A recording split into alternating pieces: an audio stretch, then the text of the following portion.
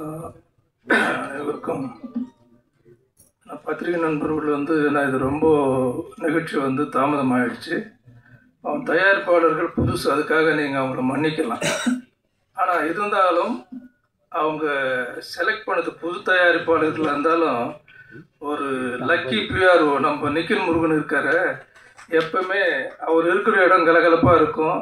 Organise பண்ணுற ஸ்டேஜில் அந்த ஸ்டில் எடுக்கிறதுக்கெல்லாம் பர்ஃபெக்டாக பண்ணுவார். ஸோ அதுலேயே ப்ரொடியூசர்ஸுடைய திறமையில் ஃபஸ்ட்டு பாயிண்ட் அங்கேயே அவங்க ஜெயிச்சிட்டாங்க. ஏன்னா அதுதான் ரொம்ப முக்கியம், பிஆர்ஓ செலக்ட் பண்ணுறது. அது இன்றைக்கி ஆர்கனைஸ் பண்ணாருன்னு இந்த மாதிரி ஒரு கன்ஃபியூஷன் இருக்கும்போது, அந்த மாதிரி ஒரு பிஆர்ஓ இருக்கும்போது அது ஒரு நல்ல அந்த அமைப்பு சரியாக இருக்கும். இங்கே நீதியரசர் வந்திருக்காரு. நீதியரசர் நான் நிறைய நிகழ்ச்சியில் பார்த்துருக்கேன். அவர் பார்க்கும்போது எனக்கு நம்ம ஜெமினி கணேசன் சார் இருக்கார் இல்லை, அவர் பார்த்தா மாதிரியே இருக்கும். அதனால் பார்த்ததில் ரொம்ப சந்தோஷம்.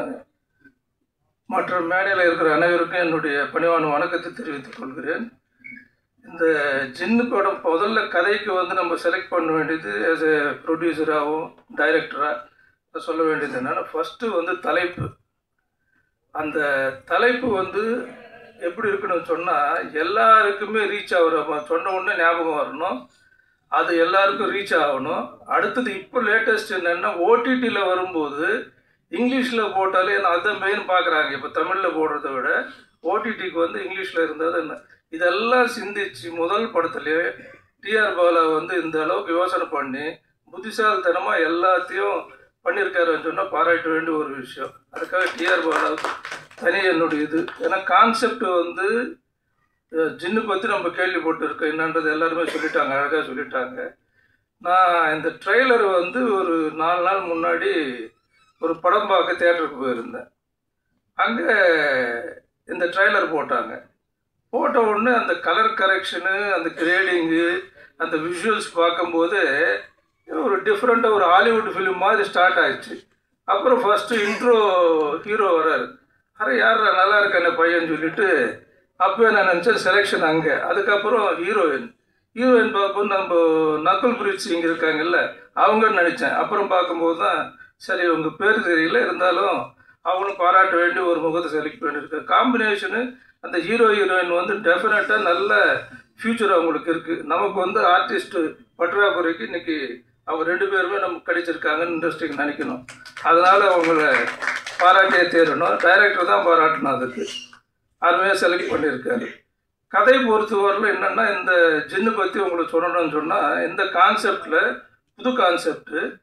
ஆனால் இப்போ எங்கள் மாதிரி ஆளுங்களுக்கு தெரிஞ்சு எடுத்துப்போனால் ஃபஸ்ட்டு இந்த மாதிரி கான்செப்ட் ஈட்டின்னு ஒரு இங்கிலீஷ் படம், ஸ்டீவன் ஸ்பீல்பர்க் டைரக்டர். அதை பேஸ் பண்ணி குட்டிச்சாத்தான் எடுத்தாங்க. குட்டிச்சாத்தான் உங்களுக்கு தெரியும், மைடியர் குட்டிச்சாத்தான் 3Dயில் வந்தது. அந்த படத்தை நான் தான் டிஸ்ட்ரிபியூட் பண்ணேன், தமிழ்நாடு, ஆந்திரா எல்லா இடத்துலையும். ஸோ அந்த கான்செப்டில் வரக்கூடிய சில்ட்ரன்ஸ் பேஸ்டு சப்ஜெக்ட் இது. ஏன்னா டெஃபினட்டாக அந்த ஜின்னு செய்யக்கூடிய வேலைகள், அதில் நடக்கிற இதெல்லாம் கேட்டதெல்லாம் எப்படி கொண்டு கொடுக்கும், செய்ய போவோன்றது, அதில் ஃபீலிங்ஸு, சென்டிமெண்ட்ஸு எல்லாமே கொண்டு வரலாம் லவ்லேருந்து. அந்த கான்செப்ட் அழகாக பிடிச்சிட்டார் டிஆர் பாலா. சாதாரண உண்மையில் இன்றைக்கி அவருடைய திங்கிங் எல்லாம் பார்க்கும்போது இவ்வளோ சைலண்ட்டாக அமைதியாக வெளியில் சொல்லாமல். இன்னொரு பெரிய விஷயத்தை நான் கேள்விப்பட்டேன், ஆடியோ ரைட்ஸு பெரிய விலைக்கு விற்றுருக்காங்க, மற்ற ஓடிடி ரைட்ஸு, டிஜிட்டல் ரைட்ஸ் எல்லாம் விற்றுட்டாங்க. இப்போ எல்லாமே விற்கிறேன்றதெல்லாம் உண்மையில் அதிசயமாக இருக்குது. அதாவது நான் சொல்கிறது பட்ஜெட் ஃபிலிம்ஸு இன்றைக்கி பிஸ்னஸ் ஆகுதுன்றது பெரிய விஷயம். இப்போ யாராவது அந்த மாதிரி புதுப்படுத்தினா ஏரியா விற்றேன்னு சொல்லி சொன்னாங்கன்னா நம்ம எப்படி எடுத்துக்க வேண்டியதாக இருக்குன்னா, அவங்க சொந்த நிலம், வீடு ஏதாவது விற்றுருக்காங்கன்னு தான் நினைக்கிறேன். ஆனால் அந்த மாதிரி சூழ்நிலையில் இவங்க ஏரியாவே அழகாக பிஸ்னஸும் பண்ணியிருக்காருன்னா அங்கே பிஸ்னஸ்லையும் ஜெயிச்சாச்சு. ஸோ இந்த படத்தை இது மேலே 30ஆம் தேதி ரிலீஸ் ஆகி ஜெயிக்க போகுதுன்னு சொல்கிறதெல்லாம் வேஸ்ட்டு. ஆல்ரெடி ஜெயிச்சிட்டாங்க. எந்த அளவுக்கு ஜெயிக்க போகிறாங்கன்றது தான் நம்ம இந்த படத்தில் பார்க்க வேண்டிய ஒரு விஷயம். அந்த அளவுக்கு என்னென்னா பிஸ்னஸில் கேட்கும்போது ரொம்ப சந்தோஷமாக இருந்தது. படங்களே விற்க முடியல, வாங்கிறதுக்கு ஆள் இல்லைன்னு இந்த சூழ்நிலையில் இப்படி ஒரு ரிசல்ட் வருதுன்னு சொன்னால் பாராட்ட வேண்டிய ஒரு விஷயம். அதுக்காக தனியாக டிஆர் பாலு ப்ரொடியூசராக பாராட்டுறேன். அதே நேரத்தில் அனில்குமார் ரெட்டியும் பாராட்டுறேன். மற்ற அசோசியேட் ப்ரொடியூசர்ஸ் அதெல்லாம் இருக்காங்க, எல்லாம் அந்த டீம் மொத்தம் பாராட்டுறேன்.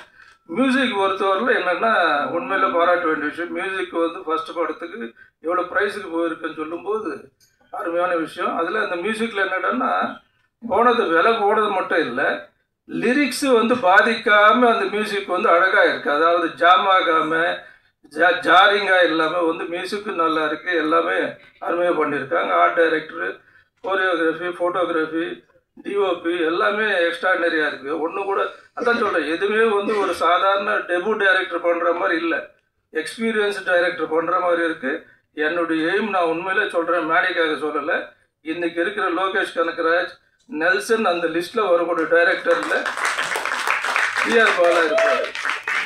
டிஆர் பாலா இருக்குது. இது உண்மை, இது நடக்கும். ஏன்னா இந்த மாதிரி டேலண்ட் உள்ளவங்களை வந்து நம்ம பிடிக்கணும். எதுக்காக சொல்ல வரோன்னா, நான் படம் பார்க்க போன இடத்துல இந்த ட்ரெய்லர் பார்த்தேன். அதுக்கப்புறம் ஒரு படம் பார்த்தேன். என் லைஃப்பில் அப்படி ஒரு குப்பை படத்தை நான் பார்த்ததே கிடையாது. ஏன்னா அவர் ஏற்கனவே ஒரு படம் பண்ண டைரக்டர், பேர் சொல்ல விரும்பலை. ஆனால் அந்த படத்தில் ஒரு சீனு ஒரு ஷாட்டு கூட ரசிக்க முடியாமல் 2.25 மணி நேரம் நம்மள ஆடியன்ஸ் ஆக்சுவலாக கன்சூமர் கோர்ட்லேயே போடணும், இந்த மாதிரி டைம் வேஸ்ட் பண்ண வச்சு அப்படி ஒரு மட்டமான படம் எடுத்திருக்காங்க. அப்போ பார்க்கும்போது அந்த காப்பாற்றினது அந்த சின்ன ட்ரெய்லர் தான். அது 10 வாட்டி பார்த்துருந்தா கூட பார்த்துருக்கலாம். அந்த அளவுக்கு வெறுத்து போய் பேசிட்டு வந்தேன் வெளியில் நான். அது ஆனால் இந்த ஃபங்க்ஷனுக்கு நான் வருவேன்னு எனக்கே தெரியாது. அதுக்கப்புறம் தான் ராஜேஸ்வரி அவங்கள அக்கான்னு சொன்னாலும் கோச்சிக்குவாங்க, என்ன வயசாகி போச்சான்னு.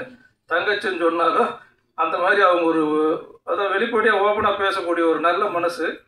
அவங்க ப்ரொடியூசர் கவுன்சிலேருந்து எனக்கு பழக்கம். அவங்க கூப்பிட்டுது, அவங்க மட்டும்தான் என்னை கூப்பிட்டாங்க. இவர் வேந்தர் தெரியுமே தவிர என்னை கூப்பிடல. டிஆர் பாலா யாருன்னா எனக்கு தெரியாது. இங்கே வந்த பிறகு தான் சொல்கிறாங்க அவங்க பையனு. இப்படி ஒரு புத்திசாலி பையனை பெற்றுட்டு இவங்க ஏன் வந்து தடுமாடிக்கிட்டு இருந்தாங்கன்னு தெரியல இத்தனை நாள். உண்மையில் இவங்கெல்லாம் பேசாமல் இருக்கிறதுக்கு காரணம், அந்த அம்மா நிறைய பேசுவாங்க. பையனும் பேச மாட்டார், வேந்தரும் பேச மாட்டார், யாரும் பேச மாட்டார். ஆனால் அந்த மாதிரி ஒரு நல்ல அருமையான குடும்பம் இன்றைக்கி சினிமாவில் இருக்காங்க. இந்த மாதிரி ஜெயிச்சிருக்காங்க, ஜெயிக்க போகிறாங்கன்றதுல வந்து நிச்சயம் ஆகிடுச்சு. அதில் ஒன்றும் டவுட் இல்லை. பாலா வந்து பெரிய லெவலில் டைரக்டர் வருவார். சந்தோஷப்பட வேண்டிய ஒரு பேரண்ட்ஸ் நீங்கள். அதனால் நீங்கள் பாலாவை எவ்வளோ என்கரேஜ் பண்ணீங்களோ இல்லையோ, நான் மொத்தத்தில் பாலா வந்து திறமைசாலி. ஆனால் கண்டிப்பாக பெரிய லெவலில் நம்ம சந்திக்கலாம். ஏன்னா இண்டஸ்ட்ரிக்கு யூஸ் ஆகும். இந்த மாதிரி இப்போ ரொம்ப நாள் ஆச்சு, இந்த மாதிரி டேலண்டடான ஒரு டைரக்டர் பார்த்தது வந்து ரொம்ப நாள் ஆச்சு. அதனால் இந்த படம் வந்து வெற்றி பெற்றாச்சு. எந்த அளவுக்கு வெற்றி பெற போகுதுன்றது தான் நம்ம பார்க்கணும். ஆகவே அனைவருக்கும் இந்த வாய்ப்பளித்துக்கு நன்றி கூறி விடைபெறுகிறேன். நன்றி.